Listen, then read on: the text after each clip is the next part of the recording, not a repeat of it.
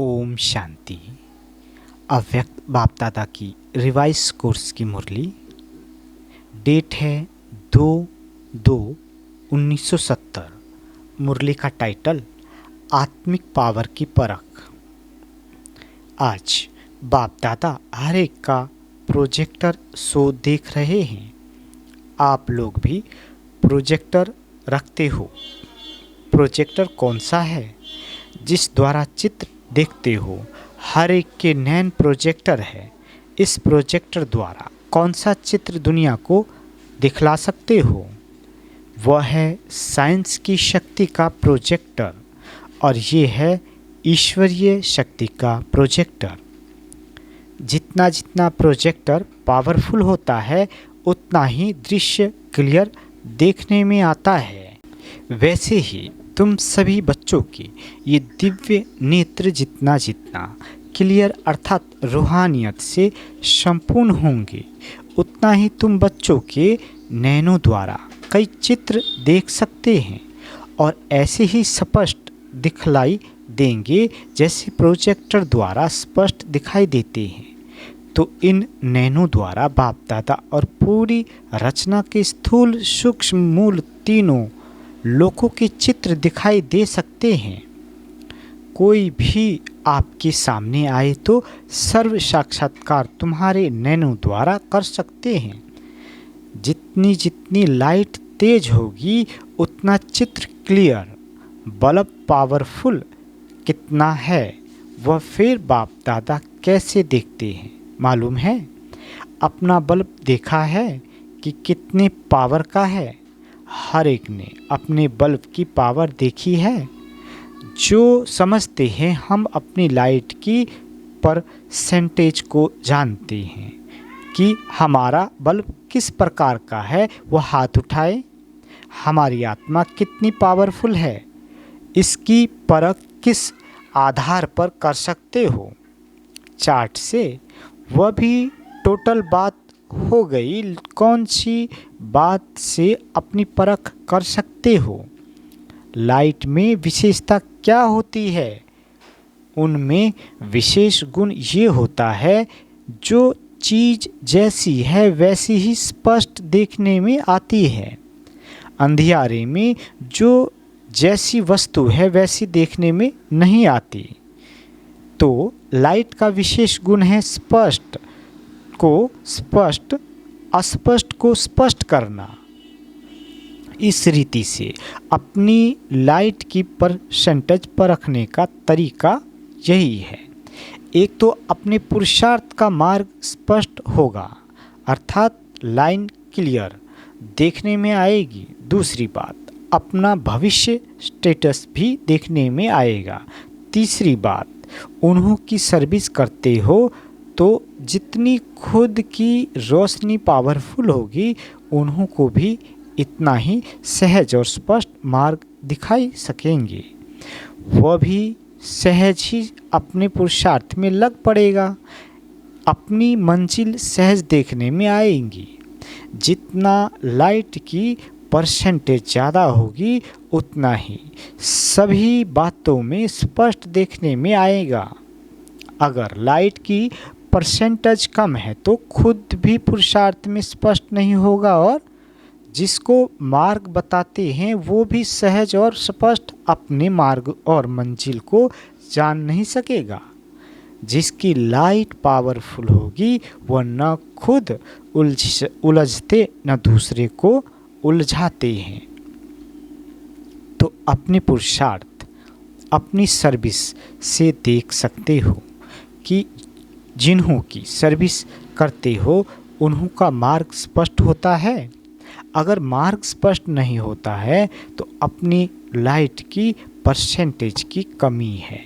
कई खुद कभी कदम कदम पर ठोकर खाती हैं और उनकी रचना भी ऐसी होती है।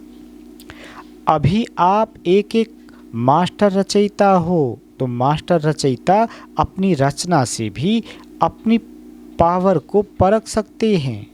जैसा बीज होता है वैसा ही फल निकलता है। अगर बीज पावरफुल नहीं होता है तो कहाँ कहाँ फूल निकलेंगे, फल निकलेंगे, लेकिन स्वीकार करने योग्य नहीं होते हैं। जो बहुत सुंदर व खुशबूदार होंगे, जो फल अच्छा होगा, उनको ही खरीद करेंगे ना।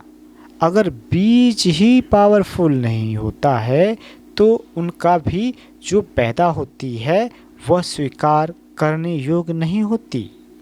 इसलिए अपनी लाइट की परसेंटेज को बढ़ाओ।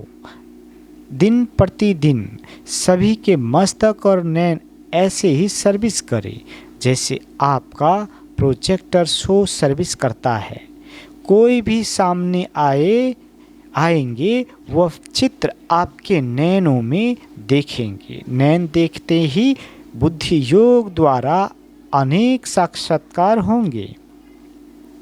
ऐसी साक्षात्कार मूर्त अपने को बनाना है, लेकिन साक्षात्कार मूर्त वह बन सकेंगे जो सदैव साक्षी की स्थिति में स्थित होंगे।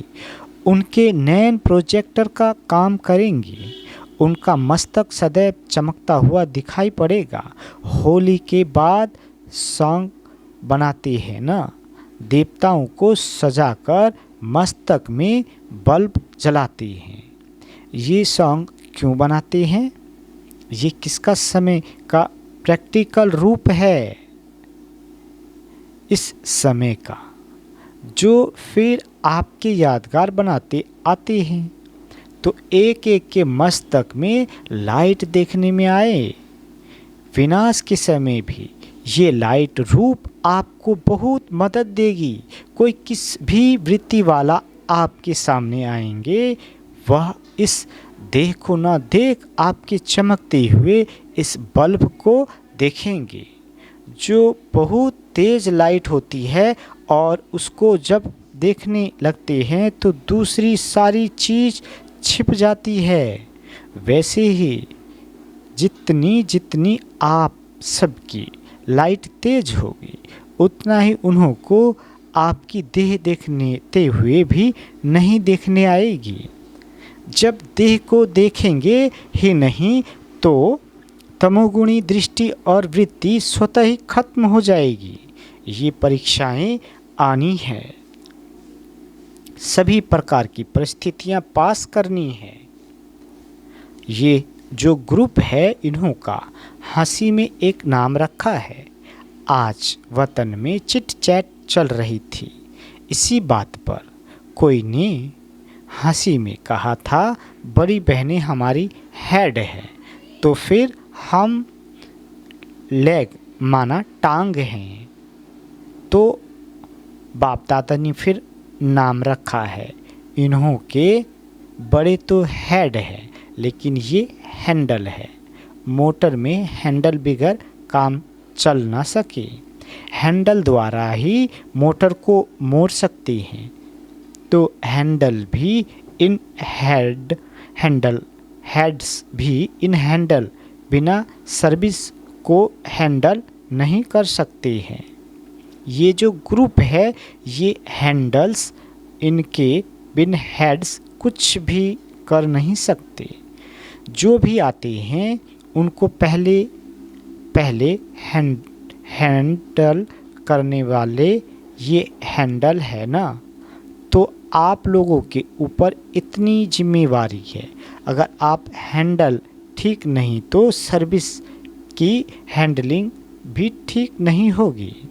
लेकिन ये सिर्फ देखना, हैंडल तो है लेकिन हेड्स को कभी हैंडल नहीं करना। हेड को हैंडल बन कर रहना। बाप दादा के भी राइट हैंड है ना, लेफ्ट हैंड भी है। राइट हैंड को फुल पावर होती है, लेकिन होता हैंडल है, हेड नहीं होता। हैंडल तो है ना, लेकिन कैसे हैंडल करना है और कैसे बाप दादा के राइट हैंड बने, इसके लिए यहाँ आई हूँ। ये ग्रुप ऐसा है जो एक एक कमाल कर सकते हैं, सर्विस को सफलता के रूप में ला सकते हैं। सर्विस में सफलता लाने के लिए 2 बातें ध्यान में रखनी है। सर्व बातों में सहयोगी तो हो, लेकिन सर्विस में सफलता लाने निमित्त विशेष ये ग्रुप है। इसके लिए 2 बातें विशेष ध्यान में रखना है। एक है निशाना पूरा और दूसरा नशा भी पूरा होना। नशा और निशाना ये 2 बातें इस ग्रुप में विशेष आनी चाहिए। जब निशाना ठीक होता है तो एक धक से किसको मर्जीवा बना सकते हो। जो निशानेबाज होते हैं वो एक ही गोली से ठीक निशाना करते हैं। जिसको निशाना नहीं आता उनको 3-4 बारी गोली चलानी पड़ती है।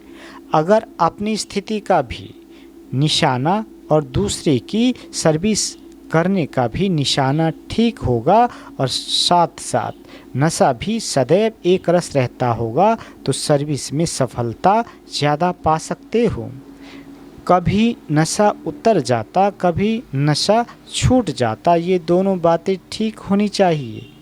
जिसमें जितना खुद नशा होगा उतना ही निशाना ठीक कर सकेंगे। सर्विसफुल तो हो, लेकिन सर्विस में अब क्या विशेषता लानी है। सर्विसफुल उनको कहा जाता है जिनका 1 सेकंड और 1 संकल्प भी बिना सर्विस के ना जाए।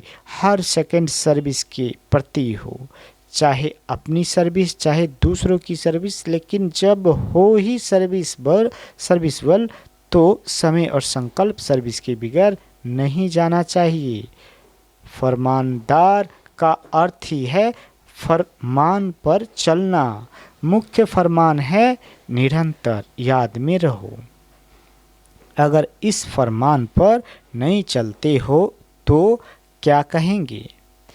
जितना जितना इस फरमान को प्रैक्टिकल में लाएंगे उतना ही प्रत्यक्ष फल मिलेगा। पुरुषार्थ में चलते हुए कौन सा विघ्न देखने में आता है जो संपूर्ण होने में रुकावट डालता है। विशेष विघ्न व्यर्थ संकल्पों के रूप में देखा गया है। तो इससे बचने के लिए क्या करना है। एक तो कभी अंदर की व बाहर की रेस्ट न लो। अगर रेस्ट में नहीं होंगे तो वेस्ट नहीं जाएगा।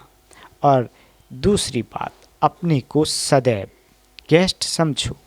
अगर गेस्ट समझेंगे तो रेस्ट नहीं करेंगे तो वेस्ट नहीं जाएगा। चाहे संकल्प चाहे समय, यह है सहज तरीका।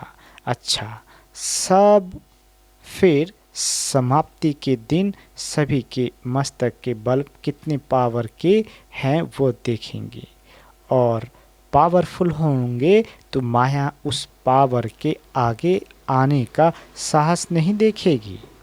जितना बल्ब की पावर होती है उतना सामना कोई नहीं कर सकता। ऐसी पावरफुल स्थिति देखेंगे। सर्विसेबल हो अब पावरफुल बनो। एक्टिव हो लेकिन एक्यूरेट बनो। तो इस ग्रुप को विशेष छाप कौन सा लगाना है। एक्यूरेट और कोई भी बात में सदैव एक्यूरेट। चाहे मनसा चाहे वाचा चाहे कर्मणा, तीनों में एक्यूरेट। अच्छा, ओम शांति।